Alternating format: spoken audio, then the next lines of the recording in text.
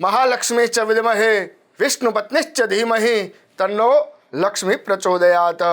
જય શ્રી કૃષ્ણ, જય માતાજી. દર્શક મિત્રોને આજે ધનતેરસની શુભ શુભ કામના. દર્શક મિત્રો, ન્યૂઝ ફોર ઇન્ડિયાની અંદર હું જ્યોતિષ આચાર્ય ડૉક્ટર મહેશ જોશી આપનું હાર્દિક સ્વાગત કરું છું. મિત્રો, આજે વાત કરીશું દૈનિક પંચાંગ અને આજે ધનતેરસની પૂજા કઈ રીતે કરવી, મા લક્ષ્મીને પ્રસન્ન કેવી રીતે કરવા, મા લક્ષ્મીની પૂજા કરવાથી શું શું ફાયદા થાય છે અને મા લક્ષ્મીનો આજનો પ્રાદુર્ભાવની કથા આપણે સાંભળીશું મિત્રો. તો મિત્રો, પહેલા આજનું દૈનિક પંચાંગ અશ્વિન માસ, કૃષ્ણ પક્ષ અને દ્વાદશી તિથિ છે. 12:35 પછી ધનતેરસ પ્રારંભ થાય છે.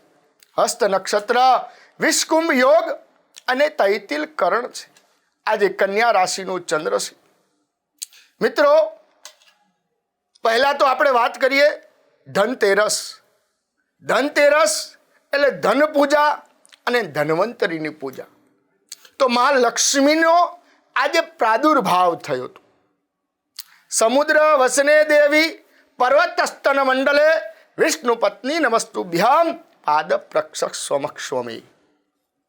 મિત્રો, ભાગવત પુરાણની અંદર કથા છે અને બધા જાણતા હશે કે જ્યારે સમુદ્ર મંથન થયું, દેવોને દાનવો વચ્ચે સમુદ્રનું મંથન કરવામાં આવ્યું અને એ સમુદ્ર મંથનની અંદર 14 રત્નો નીકળ્યા. ધન્વંતરી, પારિજાત, કૌસ્તુભમણિ. ધન્વંતરી મહારાજ આજના દિવસે નીકળ્યા હતા. પારિજાત, કૌસ્તુભમણિ, કામધેનુ ગાય અને લક્ષ્મીજીનો પણ આજે પ્રાદુર્ભાવ થયો હતો.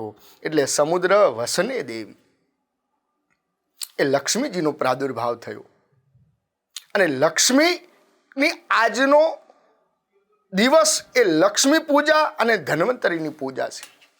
તો ઓલી કહેવત છે ને, ગૌ ધન ગજ ધન અશ્વ ધન ઓર રતન ધન કી ખાણ.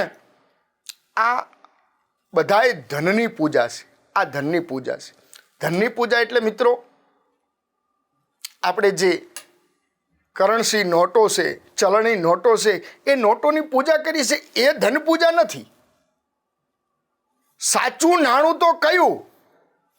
કો જે પણ ધન તમે આખા વર્ષ દરમિયાન ભેગું કર્યું હોય, આખા વર્ષ દરમિયાન તમે જે ધન કમાયા હો અને એ ધનને તમે કોઈ પણ રીતે રોકડ રીતે એનો બચત કરી હોય અથવા તો એ ધન કોઈ પણ કાર્યમાં એનો વાપર્યો હોય, પણ એ વાપર્યા પછી એ ધન જ્યારે ભેગું થયું હોય અને એ ધન કોઈ પણ પ્રકારનું હોય, પણ એ ધનને ભેગું કર્યું અને એ ધન જ્યારે બચત થયેલું ધન એને 10મો ભાગ શુભ કાર્યમાં અથવા તો પુણ્યની અંદર એ ધનનો ઉપયોગ થાય, એને સાચી ધન પૂજા કહેવાય છે. આપણા શાસ્ત્રમાં કહ્યું છે કે અલગ અલગ પ્રકારની ધન પૂજા કરવામાં આવે છે. એમાંય આજે ધનતેરસના દિવસે ધન્વંતરીની પૂજાનું પણ બહુ મહત્વ છે. ધન્વંતરી પૂજા એટલે કે આયુર્વેદના આચાર્ય ધન્વંતરી મહારાજ, એમનું પણ આજે પ્રાગટ્ય થયું. સમુદ્ર મંથનમાંથી જેની ઉત્પત્તિ થઈ અને લક્ષ્મીજી અને ધન્વંતરી મહારાજ એ બંને ઉત્પન્ન થયા, એટલે એમની પૂજાનું આજે મહત્વ છે. અને આપણા ગુજરાતમાં એક કહેવત છે ને, ગામડાઓમાં, કે આજના દિવસમાં આપણા ગામડાઓમાં એવું કહેશે કે ધન ધોવું, ધન દેવું એવો પ્રયોગ કરતા હોય છે. મિત્રો, ધન ધોવું એટલે ઉદાહરણ તરીકે જ્યારે સમજવા જઈએ તો માખણને આપણે ગરમ કરીએ અને ગરમ કરીને ઘી બનાવતા હોઈએ ત્યારે બરાબર એ ઘી ગરમ થાય અને એના ઉપર એક કાળું બાજે. શું બાજે? કાળું બાજે. અને કાળાશ દૂર કરીએ ત્યારે એ ઘી સ્વસ્થ બને છે. તમારા પણ જીવનમાં જે પણ કોઈ લક્ષ્મી આપણે કમાયા હોઈએ 12 મહિના દરમિયાન અને એ લક્ષ્મીનો સંગ્રહ કર્યો હોય, એને ભેગો કર્યા હોય, એને વાપર્યા હોય અથવા તો જે પણ કર્યું હોય, પણ આવકનો 10મો ભાગ જો સદકાર્યમાં વાપરવામાં આવે તો એને સાચું ધન ધોયું કહેવાય છે. તો મિત્રો, ધન્વંતરીની કથા આપણે સાંભળી. સમુદ્ર મંથનની ઉત્પત્તિ થઈ લક્ષ્મીજીનું પૂજનનું પણ ઘણું બધું મહત્ત્વ બતાવ્યું છે. લક્ષ્મીજીની પૂજાનું કે લક્ષ્મી એટલે તમારે ને મારે દરેકને લક્ષ્મી વગર તો ચાલતું જ નથી. કેમ કે 3 શક્તિઓ છે ને, દ્રવ્ય શક્તિ, ક્રિયા શક્તિ અને બુદ્ધિ શક્તિ. એ દ્રવ્ય શક્તિ છે ને એ મહાલક્ષ્મી છે.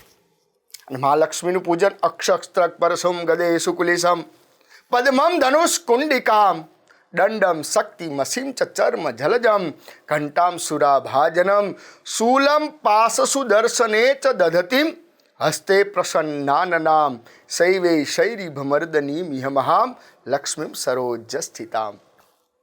મા લક્ષ્મીનું પૂજન એ લક્ષ્મીજીનું આજે તમારી જોડે જે પણ સુવર્ણ અથવા તો ચાંદી હોય, જે પણ દ્રવ્ય હોય, એ દ્રવ્ય ધન હોય, એ ધનથી ભગવતીની મહાલક્ષ્મીની પૂજા કરવી. મહાલક્ષ્મીની પૂજા એને 16 ઉપચારથી પણ થઈ શકે છે, પંચોપચાર પૂજનથી પણ આજે મહાલક્ષ્મીનું પૂજન થઈ શકે છે. 16 ઉપચાર એટલે માતાજીનું ધ્યાન, આહવાન, માતાજીની પ્રતિષ્ઠા કરવી, માતાજીને ચરણ પ્રક્ષાલ કરવા, અર્ઘ્ય અર્પણ કરવું, માતાજીને આચમન કરાવવું, માતાજીને તીર્થોના સ્નાન કરાવવા, માતાજીને પંચામૃત અર્પણ કરવું. બધાય જે પણ ધન હોય એ ધનથી પંચામૃતને અર્પણ કરવું, પંચામૃતથી એના શ્રી સૂક્તનો પાઠ કરવો, લક્ષ્મીનારાયણનો પાઠ કરવો અને એના ઉપર અભિષેક કરું, શુદ્ધોદક કરી અને વસ્ત્ર અર્પણ કરવા, યજ્ઞોપવિત અર્પણ કરવી, માતાજીને કંકુના ચંદનથી ચાંદલા કરવા, અક્ષત ચડાવવા, પુષ્પ ચડાવવું, ધૂપ દીપ અને નૈવેદ્ય આવી રીતે માતાજીની આરતી કરવી, મંત્ર પુષ્પાંજલિ માતાજીને સ્તુતિ કરવાની કે હે મા ભગવતી, આવતું આગામી વર્ષ જે આવે છે ને એ વર્ષની અંદર તવ કૃપા દાત ભવતી મા ભગવતી, તારી કૃપા અમારા બધાય ઉપર રહ્યા કરે અને અમારે ધનની કમી ના આવે. અને ધનની કમી જીવનમાં યાદ રાખજો, જીવનમાં દરેક વ્યક્તિને પોતાના ભાગ્ય અનુસાર ધન પ્રાપ્ત થતું જ હોય છે. ભાગ્યમ ફલતી સર્વત્ર. જે પ્રમાણે તમે મહેનત કરો છો, જે પ્રમાણે તમે કાર્ય કરો છો, એ પ્રમાણે ધન ઈશ્વર આપી જ દેશે. માં ભગવતી, માં લક્ષ્મીજી આપી જ દેશે. અને ધન એને સદુપયોગમાં જાય તો એને ધન આજે ધન પૂજા કરી કહેવાય. કેમ કે લક્ષ્મી છે ને એ લક્ષ્મી ચંચળ ભંગ તરંગ ચપલા. લક્ષ્મી કોઈ દિવસ કોઈની જોડે સ્થિર રહેતી જ નથી. એ લક્ષ્મી તો અસ્થિર જ છે. આજ તમારી જોડે, કાલ બીજા પાસે, એના પાસે. લક્ષ્મી કોઈ દિવસ સ્થિર રહેતી જ નહીં. એ સ્થિર લક્ષ્મી ક્યારે ઉપયોગ કર્યો ક્યારે કહેવાય? સ્થિર લક્ષ્મી ક્યારે રહી કહેવાય? કે જ્યારે તમે તમારા ધનનો કોઈ સદકાર્યમાં, કોઈ દીકરીના લગ્નમાં ઉપયોગ કર્યો, ગરીબની દીકરીમાં, કોઈ પૂજા પાઠની અંદર કર્યો હોય, કોઈ યજ્ઞાદિ કર્મમાં તમે લક્ષ્મીનો ઉપયોગ કર્યો હોય, અથવા તો કોઈ મંદિર દેવ પ્રતિષ્ઠા થતી હોય એની અંદર તમારો લક્ષ્મીનો ઉપયોગ કર્યો, તો એ સાચી ધન પૂજા છે. એટલે ધન પૂજાનું આ મહત્વ છે. અને ધન્વંતરીની પૂજા પણ આજે આયુર્વેદની અંદર આપણા ધન્વંતરી મહારાજ, કેમ કે બધુંય ચાલે. ઓલું કે માણસની કહેવત છે ને કે આરોગ્યથી મોટું કોઈ છે જ નહીં. પહેલું સુખ જાતે નર્યા. પહેલું સુખ શરીરનું. શરીર સારું તો બધુંય સારું. શરીર બગડ્યું એટલે બધુંય બગડ્યું. એટલે શરીરની સુખાકારી બહુ જ જરૂરી છે. અને શરીરની સુખાકારી એ ધન્વંતરીની પૂજા કરવાથી થાય છે. ઘણીવાર જે આયુર્વેદના ઔષધિઓના જે જાણકાર છે, ઔષધિના જે આચાર્યો છે, એ મા ભગવત ધન્વંતરીની પૂજા કરતા. ઔષધિઓના જે આચાર્ય છે, ઔષધિઓના જે જ્ઞાતા છે, એ ધન્વંતરી પૂજા કરતા હોય છે. ધન્વંતરી મહારાજની પૂજા કરતા હોય છે. કેમ કે એની અંદર ઔષધિઓનું ઉત્પત્તિ થાય છે. એ રોગને દૂર કરે છે. અને રોગ દૂર ધન્વંતરીની પૂજા કરવાથી તમારા શરીરમાં કોઈ રોગ કે ઉપદ્રવ રહેતો નથી. તો ધન્વંતરીની પૂજાનું મહત્વ બતાવ્યું છે. ઔષધિ વગર મારું ઔષધ્યમ સર્વવૃક્ષાણામ. ઔષધિ એ શ્રેષ્ઠ છે. અને શ્રેષ્ઠ ઔષધિ એ આયુર્વેદની અંદર બતાવ્યું છે કે આયુર્વેદમાં શ્રેષ્ઠ ઔષધિઓથી જ તમે જો આયુર્વેદની ઔષધિઓ તમે કોઈ પણ તમારી બીમારીની અંદર એ આયુર્વેદની ઔષધિઓ લો ને તો એ તમારા જડ મૂળમાંથી એ રોગને દૂર કરે છે.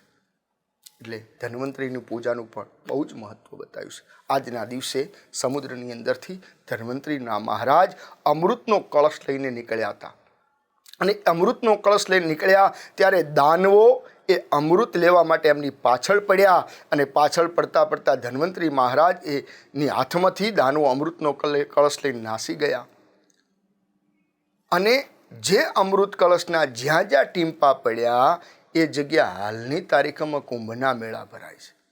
ઉજ્જૈન, હરિદ્વાર, નાસિક અને પ્રયાગરાજ આ 4 જગ્યા હાલની તારીખમાં કુંભના મેળા ભરાય છે. એટલે ધન્વંતરીના મહારાજ એ અમૃત કળશ લઈને બહાર નીકળ્યા હતા, એની અંદર અમૃત હતું. ત્યારે દેવતાઓએ ભગવાન નારાયણને પ્રાર્થના કરી કે પ્રભુ જો અમૃત દાનવ પીશે તો આ સૃષ્ટિ ઉપર પ્રલય થશે, અધર્મ વધી જશે. ત્યારે ભગવાને 24 અવતારમાં એક અવતાર ધારણ કર્યો, મોહિની અવતાર, અને મોહિની અવતાર ધારણ કરી અને દાનવોને મોહિત કરી લીધા અને અમૃત કળશ લઈ લીધો અને એ દેવતાઓને અમૃત કળશ પીવરાયો, દાનવને પીવરાયો નહીં. પણ એક દાનવ કપડથી અમૃતનું પાન કરી લીધું. ભગવાને એનું મસ્તછેદન કર્યું. એમાંથી 2 બન્યા રાહુ અને કેતુ, જેને ગ્રહમંડળની અંદર સ્થાન આપવામાં આવ્યું. એટલે આજના દિવસ ધન્વંતરી અને લક્ષ્મીની પૂજનનું મહત્ત્વ બતાવ્યું છે. મિત્રો, તો આ પૂજન કેવી રીતે કરશું, આ પૂજનના સારા મુહૂર્તો, શુભ મુહૂર્તો કયા છે એ આપણે જાણીશું. તો મા લક્ષ્મીજીના યંત્રની પૂજા બતાવી છે. યંત્રની પૂજા કરવી, મા લક્ષ્મીનું પૂજન કરવું. લાલ વસ્ત્ર, એક બાજોટ લેવાનો, એના ઉપર લાલ વસ્ત્ર મૂકવાનું, એના ઉપર અક્ષત અથવા તો ઘઉં લઈ અને એની અંદર સ્થાપન કરવું. લક્ષ્મી, નારાયણ અને સાથે ગણેશજીની પૂજા કરવી. જેમ મેં આગળ બતાવ્યું એ પ્રમાણે 16 ઉપચારથી પૂજા કરવી. કદાચ 16 ઉપચાર ન થાય તો 5 પૂજા કરવી. 5 પૂજા ન થાય તો એકોપચાર પૂજા કરવી. એકોપચાર એટલે દીવો કરીને પ્રાર્થના કરવી. અને આજના દિવસે દીપનું પણ બહુ જ મહત્ત્વ છે. કેમ કે આજે આપણા દેશી ભાષામાં એવું કહેવાય કે 5 પરબલા કહેવાય: ધનતેરસ, કાળી ચૌદસ, દીપાવલી, બેસતું વરસ અને ભાઈ બીજ. આ 5 પરબલા આપણે દીવા પ્રગટાવીએ છીએ. દીવો કેમ? જ્યોતનું બહુ જ મહત્ત્વ છે મિત્રો. ભો દીપ દેવરૂપસ્ત્વમ કર્મ સાક્ષી વિઘ્નકૃત યાવત કર્મ સમાપ્તિ સ્યાત તાવત ત્વમ સંસ્થિતો ભવ. મારી અજ્ઞાનતા દૂર કરે. એ દીવાથી આપણી અજ્ઞાનતા દૂર થાય. અને જ્યોતનું જ મહત્ત્વ છે. જ્યાં પણ કોઈ પણ દેવસ્થાનમાં જાઓ ને, અંબાજી કે ગમે ત્યાં, જ્યોતનું બહુ જ મહત્ત્વ છે. કેમ કે મનુષ્યના 16 સંસ્કાર છે.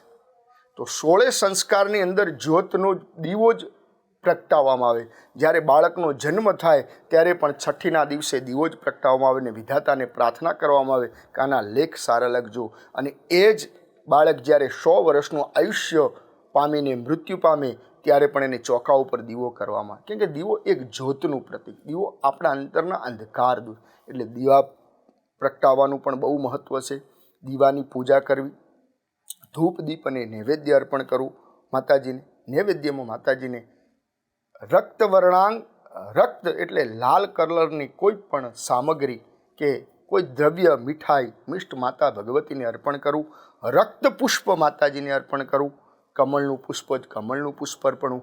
આ પ્રમાણે મા ભગવતીની પૂજાનું મહત્ત્વ બતાવ્યું છે. આ પ્રમાણે જો ભગવતીની પૂજા કરશો મા લક્ષ્મીની, તો તમારા જીવનમાં આગામી વર્ષ સુંદર સરસ મજાનું જશે અને તમારે ત્યાં ધનની કમી નહીં રહે. પણ યાદૃશી ભાવના યસ્ય સિદ્ધિર ભવતી તાદૃશી. તમે સાચી ભાવનાથી, સારી શ્રદ્ધાથી, ભાવ અને ભક્તિથી જો આ લક્ષ્મી પૂજન કરશો તો તમારા કાર્યમાં અવશ્ય સિદ્ધિની પ્રાપ્તિ થશે અને થશે જ. તો મિત્રો, હવે આપણે વાત કરીએ લક્ષ્મી પૂજનનું મુહૂર્ત, સારા મુહૂર્તો. તો લક્ષ્મી પૂજન મધ્યાહ્ને લક્ષ્મીજીનું પૂજન બતાવ્યું છે. 2:51થી 4:16 સુધીનું શુભ મુહૂર્ત છે. રાત્રિના 8થી 10 સુધીના સારા મુહૂર્તો છે. આ પ્રમાણે જો મુહૂર્ત કરશો તો આપણે અવશ્ય ફળ પ્રાપ્ત થશે. અસ્તુ. જય શ્રી કૃષ્ણ. દરેક દર્શકોને આ અમારી ન્યૂઝ ફોર ઇન્ડિયા જે પણ યુટ્યુબ માધ્યમથી જે જોવે છે એ અમારી આ ચેનલને સબસ્ક્રાઈબ કરજો, લાઈક કરજો અને તમારા કોઈ પણ મૂંઝવતા પ્રશ્ન માટે અમારા નંબર ઉપર કોલ કરશો તો આપને અવશ્ય જે પણ અમારાથી થશે એ પ્રમાણે તમારી સહાયતા કરશું. અસ્તુ. જય શ્રી કૃષ્ણ.